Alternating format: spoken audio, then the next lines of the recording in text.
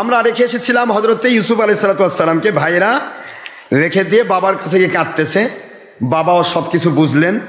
বোঝার পরে নেকড়ে বাঘ এবং আজরাইল আলাইহিস সালাম প্রকাশ দিলেন, নেকড়ে বাঘও প্রকাশ দিলেন যে আমরা আপনার ছেলে ইউসুফ আলাইহিস সালাম নবী, তাকে আমরা স্পর্শ করিনি। সুবহানাল্লাহ। আপনার ছেলেরা যে বলছে বাঘে খাইছে, এটা সত্য নয়, এটা সম্পূর্ণ হাকিকতবিহীন কথা, হাকিকত ছাড়া কথা, এর মধ্যে কোনো হাকিকত নেই। আমরা কোনো নবী রাসূল বা ওলিয়া উলিয়াকে স্পর্শ করতে পারি না। সুবহানাল্লাহ। আজরাইল আলাইহিস সালাম ও ইয়াকুব আলাইহিস সালামকে বলে দিলেন আপনার ছেলেরা বলতেছে যে মৃত্যুবরণ করেছে, আসলে ইউসুফ মরেনি, যদি মরতো তাহলে তো আমি জান কবজ করতাম, আমি আজরাইল জান কবজ করিনি, তিনি দুনিয়াতে আছেন। ইয়াকুব আলাইহিস সালাম সমস্ত হাকিকত তো বুঝেছেন আগে থেকে, কিন্তু এগুলি আমাদেরকে জানার জন্য বোঝালেন। তো বোঝানোর পরে ইয়াকুব আলাইহিস সালাম আল্লাহর কাছে কাঁদতেছেন। তিনি বললেন যে সব বিষয়ে ফাসবরুন জামিল, সব বিষয়ে আমার একটি পথ,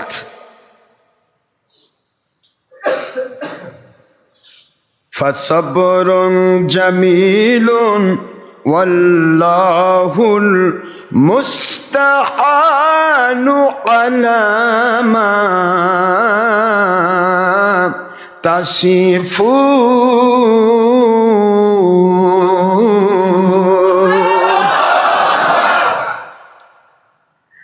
আল্লাহর নবী বললেন যত কিছু তোমরা করেছো সব হাকিকত আমি বুঝতে পারছি, কিন্তু এ ব্যাপারে আমার ধৈর্য ধারণ করা ছাড়া উপায় নেই, কারণ যদি বদদোয়া করি তাহলে তোমরা আযাব গজবে পড়বে। আযাব গজবে ফেলানো কোনো নবী রাসূলের কাজ নয়। আমি তোমাদেরকে আযাব গজবে ফেলছি না, তোমরা একটু চিন্তা ভাবনা করে যা করেছো সে ব্যাপারে তওবা করো, এখনো সময় আছে, তওবা করো। আমি তোমাদেরকে কষ্ট দিতে চাই না। পৃথিবীবাসীকে আমি জানাতে চাই যে নবী রাসূল আলাইহিস সালামগণ কখনো কোনো মানুষের ক্ষতি করেন না। সুবহানাল্লাহ জোরে বলুন।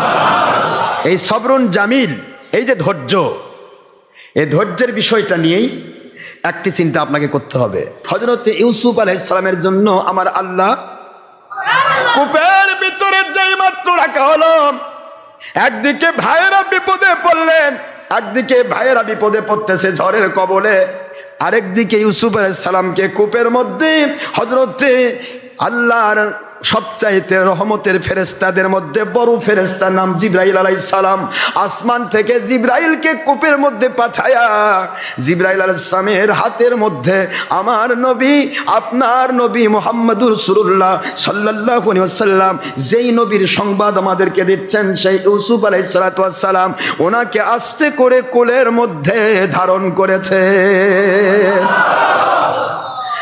ভাইরা চাইলো তাকে মেরে ফেলতে, কিন্তু আল্লাহ কি করলেন?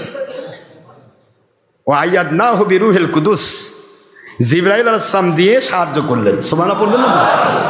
এদিকে ঝড় উঠে গেল, চূড়ান্ত ঝড়ের ভিতরে বিশাল বড় একটা কাফেলা, ওই কাফেলা ইরাক থেকে যাচ্ছিলেন, ইরাকের বাবেল থেকে যাচ্ছিলেন মিশরের দিকে। মিশরের সাথে তাদের আন্তর্জাতিক ব্যবসা, কি বলেন, মিশরের সাথে ইন্টারন্যাশনাল বিভিন্ন রকমের বিজনেস তাদের আছে। মিশরে তারা অকপটে যেতে পারেন, পাস তাদের আছে। এই দল, এই কাফেলা, বিশাল বড় কাফেলা, কাফেলার মধ্যে উট বাহিনী আছে, ঘোড়া বাহিনী আছে, গাধা বাহিনী আছে, বিভিন্ন বাহিনী, সকলের হাতে অস্ত্র। সকলের হাতে কি? অস্ত্র। তারা কাফেলা নিয়ে চলেন, মাসের পর মাস সময় তারা উট নিয়ে চলতেছেন। কেনান, ফারদান, জর্ডান পুরা এরিয়া, পাহাড় আর পাহাড়, মরুভূমি আর মরুভূমি, মরুভূমিগুলো পাড়ি দিয়ে যেতে অসংখ্য দস্যু দানব বিভিন্ন কিছু থাকতে পারে। এই জন্য তারা বিশাল কাফেলা এমন ভাবে সৃষ্টি করেছে, এমন ভাবে তারা এটাকে বানিয়ে নিয়েছে যে ওই কাফেলা যে কোনো মুহূর্তে যে কোনো রকমের বড় মাপের দস্যু, 40, 50, 100 জন দস্যু যদি তাদের সামনে আসে, তাদের সাথে মোকাবেলা করে তারা বিজনেসের সম্পদ রক্ষা করতে পারবে। এত শক্তিশালী কাফেলা। এই কাফেলার যিনি মূল নেতা ছিলেন, এই কাফেলার যিনি মূল আমির ছিলেন, তার নাম ছিল মালিক ইবনে জার খজাই রহমতুল্লাহ আলাইহি। তিনি হযরত ইসমাঈল আলাইহিস সালামের বংশধর। সুবহানাল্লাহ জোরে বলুন। ইউসুফ আলাইহিস সালাম হচ্ছেন ইসহাক আলাইহিস সালামের বংশধর। ইসহাক ইউসুফ ইবনে ইয়াকুব ইবনে ইসহাক ইবনে ইব্রাহিম আলাইহিস সালাম। আর মালিক ইবনে জার খজাই রহমতুল্লাহ আলাই তিনি হচ্ছেন মালিক ইবনে জার ইবনে কাইয়ুম ইবনে ইসহাক ইবনে ইয়াকুব আলাইহিস সালাম। জোরে বলুন। ইবনে কাইয়ুম ইবনে ইসমাইল ইবনে ইব্রাহিম আলাইহিস সালাম। ইনি হলেন ইসহাকের বংশ ইউসুফ আলাইহিস সালাম, আর ইনি হচ্ছেন ইসমাইল আলাইহিস সালামের বংশ। সুবহানাল্লাহ পড়বেন না? তো উনি যাচ্ছেন কাফেলা নিয়ে, কিন্তু ঝড়ের কবলে পড়লেন। আমার মালিক বুঝাচ্ছেন আমার বন্ধু কূপের মধ্যে আছে, আর তুই আরামে যাবি? তুই আমার বন্ধুকে তাড়াতাড়ি বাঁচা। জোরে বলেন সুবহানাল্লাহ।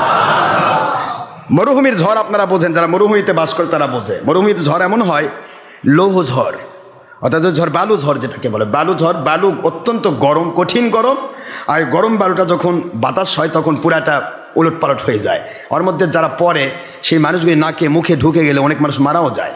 এই জন্য তখন কি করে তারা, একটা খাদ দেখে সেটার মধ্যে আস্তে করে নিজেকে গোপন করে ফেলে, যাতে করে ওই বালু ঝড়টা তাদের উপর দিয়ে পার হয়ে যায়। বালু ঝড় যখন পার হয়ে গেল, দেখা গেল ইউসুফ আলাইহিস সালামের 10 ভাই তাদের উপরে বালুর স্তূপ হয়ে গেল। সুবহানাল্লাহ পড়বেন না জোরে? ওরা গর্তের মধ্যে লুকাইলো। আমার আল্লাহ বলতেছে আমার নবীকে তোরা গর্তে রাখছিস, আমি তাকে জিবরাইল আলাইহিস সালাম দিয়ে হেফাজত করেছি, এখন তোরা একটু গর্তের মধ্যে থাক, কেমন লাগে? সুবহানাল্লাহ পড়বেন না জোরে? কোথায় পড়লো? গর্তের মধ্যে বালুর স্তূপ হয়ে গেছে। ঝড়ের মধ্যে ওরা বালুর স্তূপ, সবাই অনেক কষ্ট করে শক্তি করে দাঁড়ালো। দাঁড়ে দেখে পুরা কাপড় চোপড় সব বালু, আর বালু ছাড়ার কিছু নাই। কিন্তু হঠাৎ করে ঝড় আসলো কোত্থেকে? রাবিল বলতেছিলেন যে নবীর সাথে দুশ্মনী করলে এরকম সব সময় আযাব গজব পাওয়ার জন্য প্রস্তুত থাকতে হবে। সুবহানাল্লাহ জোরে বলেন। রাবিল বোঝেন? লাভি ইউসুফ আলাইহিস সালামের 10 ভাইয়ের এক ভাই, সে যে ইউসুফ আলাইহিস সালামের পক্ষে। যাই হোক, এখানে মালিক বিন জার রহমতুল্লাহি আলাই ইনি চিন্তা করতে লাগলেন আমরা জীবনে এরকম ঝড়ের খবর পড়ি না, হঠাৎ করে ঝড় কেন? ঝড় হয়ে গেল ঠিক আছে, ঝড়ের মধ্যে তারা রাস্তা ভুলে গেল। যেই রাস্তা দিয়ে তারা যাবে সে রাস্তা আর খুঁজে পাচ্ছিল না। আমার আল্লাহর কুদরত কিছু আবাবিল পাখিকে, রহমতের ফেরেশতার মাধ্যমে কিছু আবাবিল পাখিকে তাদের সামনে ঘুরাতে লাগলো। মালিক বিন জার খাজাই রহমতুল্লাহ বলেন এই মরুভূমির বুকে আর কাউকে আমরা অনুসরণ করতে পারবো না। ওই যে দেখো আবাবিল পাখি, নিশ্চয় আমাদেরকে পথ দেখাতে চায়। সুবহানাল্লাহ জোরে বলেন। নিশ্চয় সে আল্লাহওয়ালা এবং সে এক আল্লাহ বিশ্বাসী, আল্লাহর ইবাদত করে, ইব্রাহিম আলাইহিস সালামের বংশধর, হানিফ সম্প্রদায়ভুক্ত। তিনি বলতেছেন এই পাখিগুলো যেদিকে যায় সেটা আমাদের দিক নির্দেশনা দেওয়া হচ্ছে, সেদিকে গেলে আমরা রাস্তা পাবো। জোরে বলুন সুবহানাল্লাহ। অনেক বড় ঘটনা। মালিক বিন জার রহমতুল্লাহি আলাইহি এবং তার সঙ্গে আরেকজন ছিলেন, তার সাথী, নাম হলো ফালেক। নাম কি? ফালেক। মালিক আর ফালেক দুইজন, এরা হলো পুরা কাফেলা নিয়ন্ত্রণ করে। এরা যাচ্ছে, এরা ওই পাখিকে অনুসরণ করে কাফেলাকে বললাম পাখি কোনোদিন আমাদেরকে পথ ভুল করাবে না। মানুষ যদি জন্তু জানোয়ারের মতো হয় তাহলে সে মানুষকে ভুল পথে নিয়ে যেতে পারে, কিন্তু আল্লাহ রব্বুল আলামিনের কুদরতি জীব আবাবিল পাখি কোনোদিন কোনো মানুষকে ভুল তথ্য দেবে না। জোরে বলুন সুবহানাল্লাহ। আবাবিল পাখিকে দেখে দেখে তারা অনুসরণ করে যেতে থাকলেন। যেতে যেতে এমন এক এরিয়ার মধ্যে গেলেন যেখানে গিয়ে আল্লাহ রব্বুল আলামিনের কুদরত জাহির হয়ে গেল। সমস্ত উটগুলি তারা স্ট্যান্ড হয়ে গেল, গাধাগুলি স্ট্যান্ড হয়ে গেল, ঘোড়াগুলি স্ট্যান্ডিং হয়ে গেল, সবাই দাঁড়ায় গেল। এমন ভাবে দাঁড়াইল, হাজার চেষ্টা করা হচ্ছে, হাজার মারা হচ্ছে, কিন্তু ঘোড়াও যায় না, উটও যায় না, গাধাও যায় না। সুবহানাল্লাহ জোরে বলেন। স্টপ। ঘোড়া যায় না, গাধা যায় না, চিন্তা করে যায় না কেন? খুব কসরত করলেন, চেষ্টা করলেন, কিন্তু একটা জন্তু ওই জায়গায় ত্যাগ করলো না। চিন্তা করতে লাগলো যে ঠিক আছে, এখানে সম্ভবত এদেরকে তৃষ্ণা লেগেছে, পানির জন্য এরকম করছে। এখানেই প্রমাণিত হয়ে গেল যে আল্লাহ পাক তাদেরকে কিভাবে রাস্তা দেখাচ্ছেন। মালিক ইবনে জার বলতেছে আরে আমি তো রাস্তা পেয়ে গেছি, ওই তো আমাদের রাস্তা।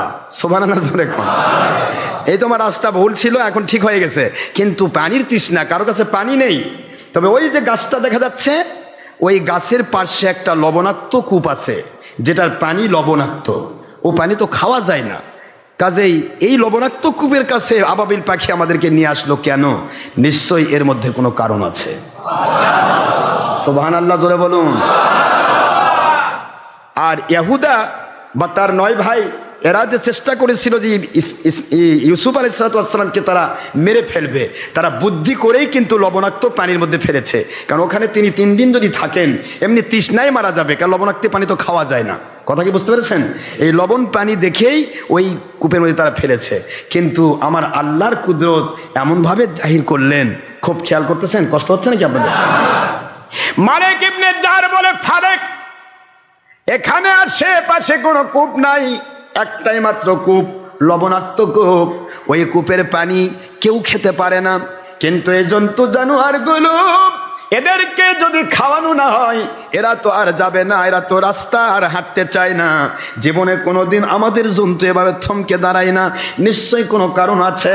যাও, ওই কূপের কাছে চলে যাও, ওই কূপ থেকে পানি উত্তোলন করো। ওই পানি হয়তো বা আমরা খেতে না পারলেও আমাদের জন্তু জানোয়ারগুলো পানি পান করে তারা হয়তো এখানে একটু সম্বিত ফিরে পাবে, এদের যাওয়ার মতো একটা শক্তি যোগাবে। যাও।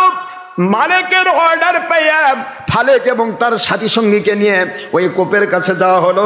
গাছের নিচে গিয়ে কূপের মধ্যে, পানির মধ্যে যখন ডোল ফেলে দেওয়া হলো, এবার আমার আল্লাহর কুদরত ঘোষণা দেন। বুঝতেছেন নাকি আপনারা? আল্লাহ পাকের কুদরত বলতেছেন, ওয়াজাআত সাইয়ারাতুন ফারসালু ওয়ারিদাহুম ফাআদলা দালওয়াহু ক্বালা ইয়া বুশরা হাযা গুলাম।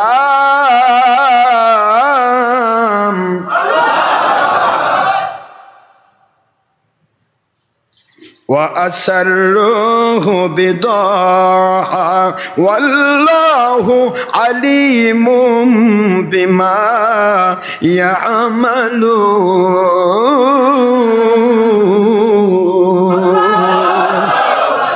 কোরআন শরীফের সূরাতুল ইউসুফের 19 নম্বর আয়াত শরীফে আল্লাহ পাক এদের ঘটনা তুলে ধরেছেন, মালিক বিন জারের ঘটনা। সুবহানাল্লাহ জোরে বলেন।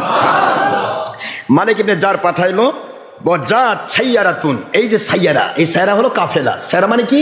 কাফেলা। এই কাফেলা আসলো, ফারসালু, তারা প্রেরণ করলো, ওয়ারিদাহুম, তাদের পানি সংগ্রহকারীকে প্রেরণ করলো কূপের কাছে, ওই লবণাক্ত কূপের কাছে। ফাআদলা দালওয়া, সে ব্যক্তি কূপের মধ্যে তার বালতি, দালওয়া শব্দের দালবন শব্দের অর্থ বালতি, বালতি বোঝেন না নাকি? ফাদলা দালওয়া, সে নিক্ষেপ করলো বালতিটাকে কূপের ভিতরে। সুবহানাল্লাহ পড়বেন না জোরে?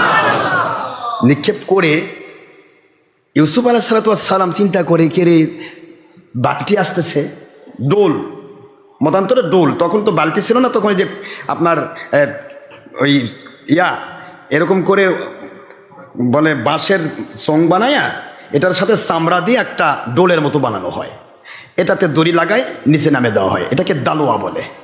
ডোল, ডোল সেই সময়ের ভাষায় ডোল, আর আমাদের ভাষা হলো বালতি। তো বালতি হোক, ডোল হোক, এটা যখন পাঠিয়ে দেওয়া হলো, ইউসুফ আলাইহিস সালাম বললেন, হয়তোবা এটার মাধ্যমে আমার নাজাত হবে, কিন্তু আমাকে যতক্ষণ পর্যন্ত আমার আল্লাহ এখানে উঠতে না বলবেন আমি উঠবো না। সুবহানাল্লাহ। সাহায্য আসলেই নেওয়া যাবে না, হতে পারে ইবলিস শয়তানও তো করতে পারে এটা। ইবলিসের আওতায় গেলে তো আমার আল্লাহ নাখোশ হয়ে যাবেন। সুবহানাল্লাহ। নবী রাসূলদের কত চিন্তা চেতনায় তারা চলতেন। সাহায্য আসলেই নেওয়া যাবে না, আগে আমি কনফার্ম হই আমি এতে উঠতে পারবো কিনা। সুবহানাল্লাহ বলেন। প্রথমবার বালতি তুলে নিল, তিনি ছেড়ে দিলেন, দরকার নেই, আমার মালিকের অর্ডার হয়নি, বুঝা পারছি এর মধ্যে আমার মঙ্গল নাই, যদি মঙ্গল থাকতো আমার মালিক অর্ডার দিয়ে দিতেন। দেখছেন, বুঝতে পারতেছেন আপনারা?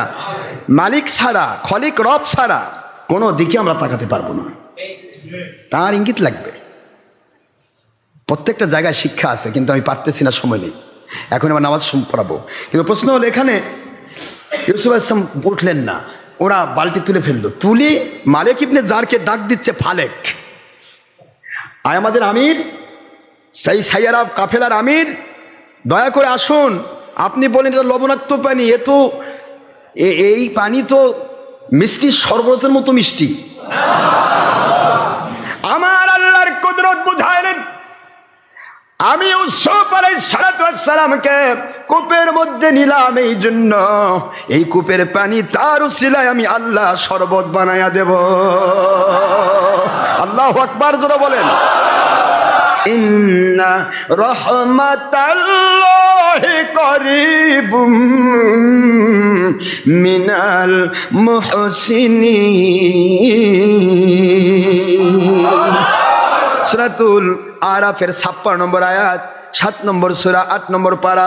আমার আল্লাহ বললেন, দুনিয়ার মুসলমান শুনে নাও, জেনে নাও, যারা আমার আল্লাহওয়ালা হয়, আল্লাহর নবী রাসূল হন অথবা নবী রাসূলদের র‍্যাঙ্ক শেষ হওয়ার পরে কোনো ওলি আউলিয়া হন, নেককার আল্লাহওয়ালা হন, ওদের কাছেই আল্লাহ পাকের রহমত, শান্তি, বরকত নাজিল হয়। যেখানেই তারা হাত লাগায় ওখানেই মালিক বরকত দান করে। আল্লাহওয়ালাদের কাছে রহমত থাকে, বরকত থাকে, শান্তি থাকে। কূপের পানি লবণাক্ত ছিল, কেউ খেতে পারত না। ইউসুফ আলাইহিস সালামকে ফেলে দেওয়ার পরে এই কূপের পানিকে আল্লাহ পাক এমন সুন্দর মিষ্টি করে দিলেন যে পুরা যুগ যুগান্তর ওই কূপের পানি লবণাক্ত থাকলো, মিষ্টি হয়ে গেল এবং যুগ যুগান্তর মানুষ খাচ্ছে। ইউসুফ আলাইহিস সালাম শুধু এক চুমুক পানি খেয়েছিলেন, এর মধ্যেই আল্লাহ গয়েবী মদদ দিয়ে এটাকে লবণাক্ত থেকে কেটে দিয়ে এটাকে আল্লাহ মিষ্টি করে দিলেন। আর যুগ যুগ ধরে ওইটার দ্বারা হাজার হাজার লাখ লাখ মানুষকে আল্লাহ পাক পানি পান করাচ্ছেন। সুবহানাল্লাহ পড়বেন না? তাহলে আল্লাহওয়ালারা তারা তো বেশি গ্রহণ করেন না, তারা শুধুমাত্র বরকত দেন আর পুরাটাই বরকতপূর্ণ হয়ে যায়। পানিটা নিয়ে এসে ডাকতেছে, হে আমাদের মালিক, মালিক ইবনে জার, আসুন, পানি তো এটা মিষ্টি। মালিক ইবনে জার এসে মুখে দিয়ে দেখে, আরে এটা মিষ্টি শরবতের মতো মিষ্টি, এর মধ্যে কে চিনি ফায়ালো, কিভাবে মিষ্টি হলো? যাই হোক, এর মধ্যে কোনো ব্যাপার আছে, যাও আগে জীবজন্তুগুলোকে বাঁচাও। জীবজন্তুকে পানি পান করানো হলো। একজন পানির অভাবে মরতেই পড়েছে, ওই মানুষটাকে পানি পান করা হলো, আল্লাহ পাকের দয়ায় সে বেঁচে উঠলো। সুবহানাল্লাহ।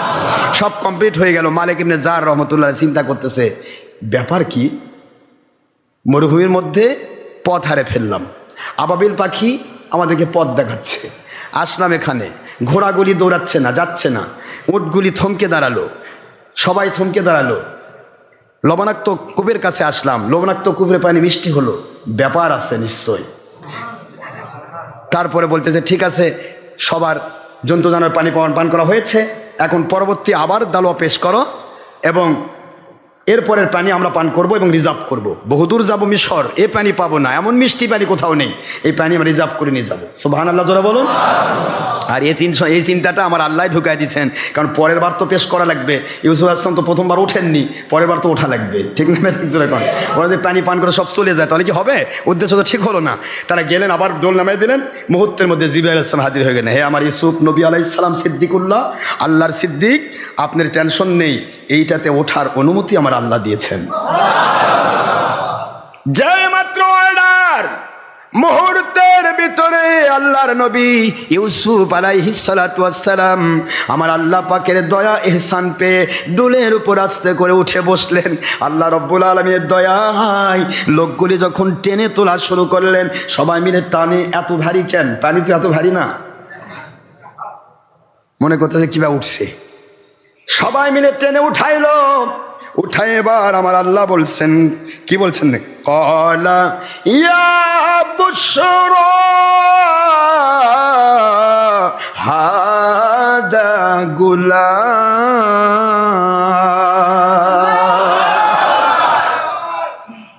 কি সুসংবাদ!